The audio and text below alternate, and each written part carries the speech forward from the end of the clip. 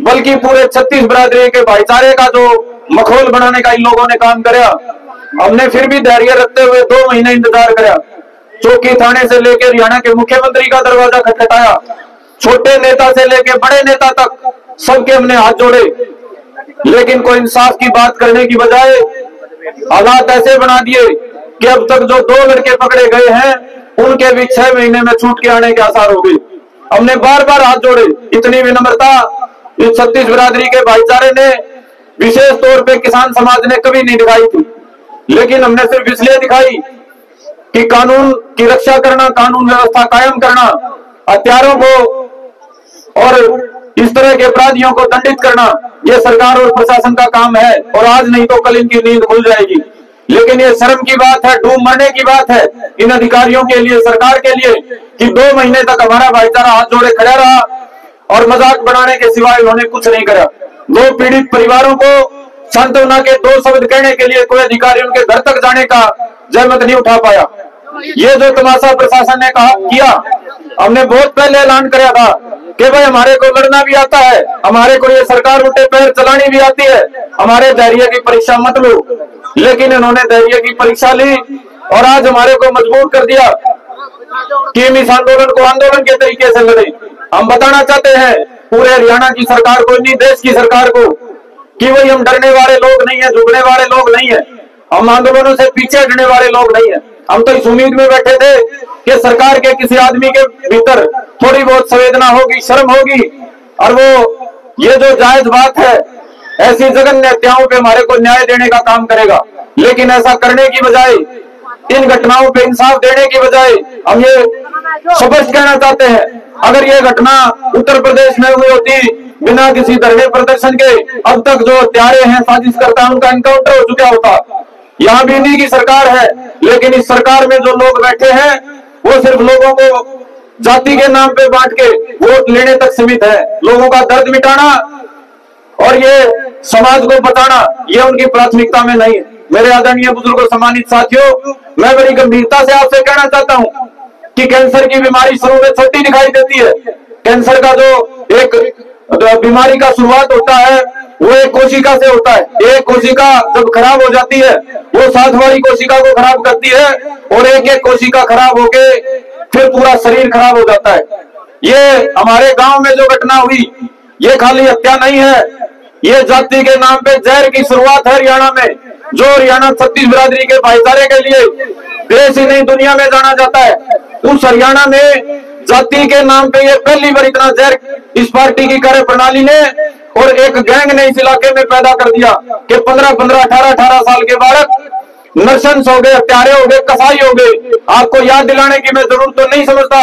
लेकिन फिर भी बताना चाहता हूं, जिस तरीके से हमारे चाचा जयवीर को मारा गया, 60 से ज्यादा सुए के वार करके उनको मारा गया, जिस तरीके से हमारी चाची कृष्णा को मारा गया कि मारी तो मारी, उनकी लाश को भी नहीं छोड़ा, लाश को भी कुत्तों से खिलाने का काम करा। इतना जघन्य अपराध, इतना कसाईपना ना तो दुश्मनी में हो सकता था, ना लेन देन के मामले में हो सकता था, लेकिन ये जो जहर बोया गया है वोट के नाम पे, ये जो जहर बोया गया है जाति का हमारे समाज में इस पार्टी द्वारा, इसके लोगों द्वारा, और वो गैंग जिसको हम 10 साल से कह रहे हैं हमारे इलाके का नाश करने वाला गैंग है, उस इलाके ने इतना जहर भर दिया कुछ लोगों के मन में कि वो जाति के नाम पे दहशत फैलाने के लिए हत्याओं तक पे उतारू हो गए। बुजुर्गों, सम्मानित साथियों, ये 36 बिरादरी का समाज एक दूसरे से मिलजुल के बना है। यदि एक भाई के मन में ये जहर डाल दिया जाए कि तुम बाकियों को मार के बड़ा हो जाएगा, वो पूरे समाज को बर्बाद करने वाली बात होती है। हमारे गांव का इलाके का इतिहास है, यदि किसी गरीब भाई के साथ जुल्म हुआ, किसी मजदूर दलित भाई के साथ जुल्म हुआ, तो पूरे समाज ने उसको अपना भाई समझ के उसका साथ देने का काम करा। लेकिन चुनिंदा से लोग इस समाज को जाति के नाम पे तोड़ के जो जहर डालने की शुरुआत, जो कैंसर की बीमारी की शुरुआत बुढ़ाना से करना चाहते हैं, आज आपके भाईचारे ने दिखा दिया, 36 बिरादरी के भाईचारे ने दिखा दिया कि सरकार की और जो ये गुंडा गैंग बना हुआ है उसकी साजिशों को सफल नहीं होने देंगे। न सिर्फ सारे हत्यारों को जेल की सलाखों के पीछे डलवाने का काम करेंगे,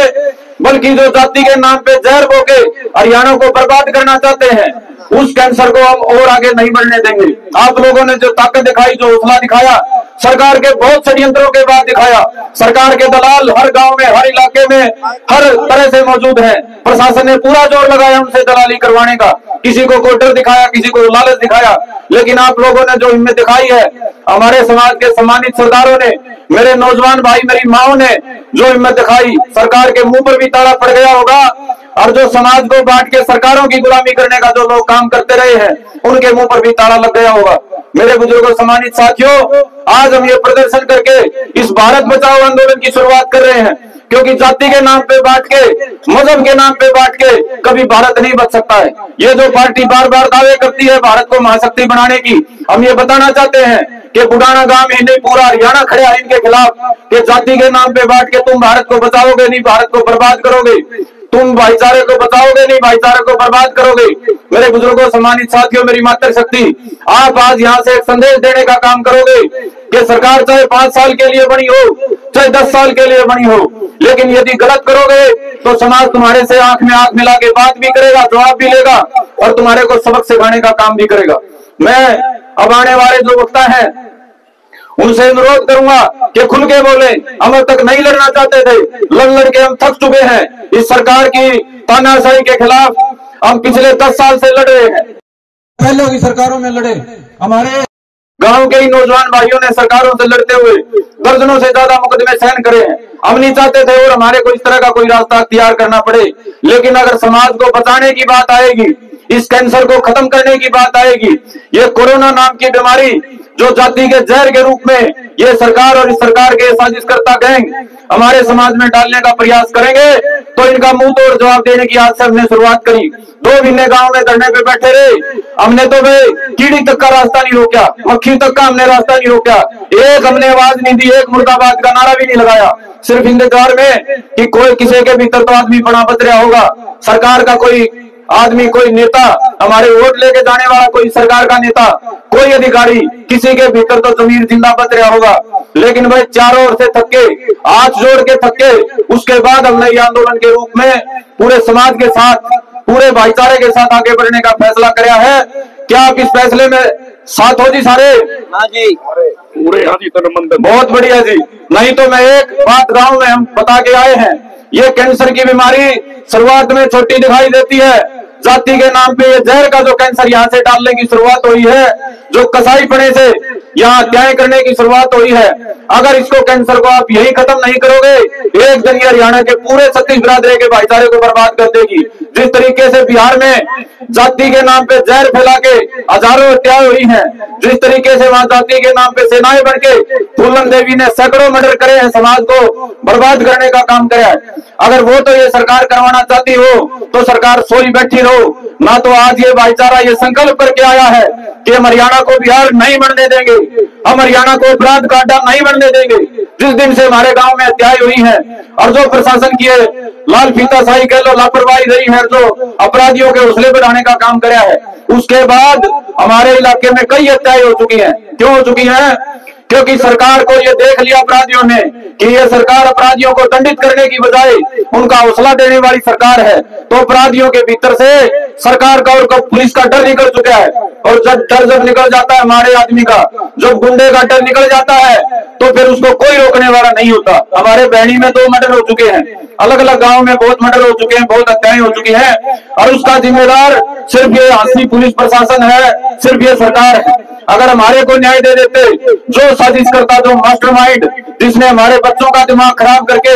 उनको कसाई बना दिया, अगर उनको 302 में जेल में डाल दिया होता, जो साजिश करता समाज में जहर फैला के समाज का नाश कर रहे हैं, अगर उनको दंडित कर दिया होता और जो पीड़ित परिवार है उनके आंसू पोंछने का काम कर दिया होता, तो आज हरियाणा में हत्याओं का ये दौर नहीं चला होता। लेकिन आज ये सरकार भी सुन ले, जिला प्रशासन भी सुन ले, हम लड़ना नहीं चाहते थे, तुमने लड़ने पे मजबूर कर दिया। इस लड़ाई का अंजाम चाहे जो भी हो, हम समाज को किसी भी हालत में बर्बाद नहीं होने देंगे। जाति के नाम पे जो भाईचारा खत्म करवाने की तुम्हारी साजिश है, हम छत्तीस बिरादरी को और ज्यादा मजबूत करके तुम्हारे को आज से मुंह तोड़ जवाब देना शुरू करेंगे, न्याय मिलने तक लड़ेंगे, चाहे जो भी हमारे को परिणाम इसका मिले। और मैं बार बार धन्यवाद देता हूँ, एक बुलावे पे जो ताकत इस पूरे इलाके ने, भाईचारे ने, समाज ने, जो सोशल मीडिया के माध्यम से भी भाई यहाँ पहुंचे, उन्होंने दिखाई है, हम उसके लिए सदा आपके आभारी रहेंगे। ये मेरे पत्रकार साथी, यूट्यूबर साथी, आपने पहले दिन से लेकर 2 महीने जो तपस्या करी है सर्दी में, ये पूरा समाज सदैव आपका आभारी रहेगा। तो मैं मेरी बात को विराम देने से पहले आपसे अपील करूंगा, जो भाई यहाँ बोलने के लिए खड़ा हो, बिल्कुल खुले मन से आज से हम सरकार के खिलाफ जंग की शुरुआत करते हैं, इंकलाब की, आंदोलन की शुरुआत करते हैं। हम लड़ना नहीं चाहते थे, 2 महीने बहुत हाथ जोड़े, लेकिन हमारे धैर्य की सारी परीक्षाएं इन्होंने मजाक में ले ली। अब हम और हमारे समाज का, हमारे छत्तीस बिरादरी के भाईचारे का, हमारे इलाके का, जो किसान कौम जिसमें हम पैदा हुए हैं, जो देश की सीमाओं पे कुर्बानी देने से लेके पूरे देश का पेट भरने का काम करती है, पूरे देश का सम्मान बढ़ाने का काम करती है, अगर उस कौम के प्रतिनिधि होके हम सरकार की इस गुंडागर्दी के खिलाफ चुप बैठे रहेंगे तो हमारा जमीन उसकी इजाजत हमारे को नहीं देगा। मैं बार बार आपका धन्यवाद करते हुए सभी वक्ताओं से अनुरोध करूंगा कि अपने सामने खड़ी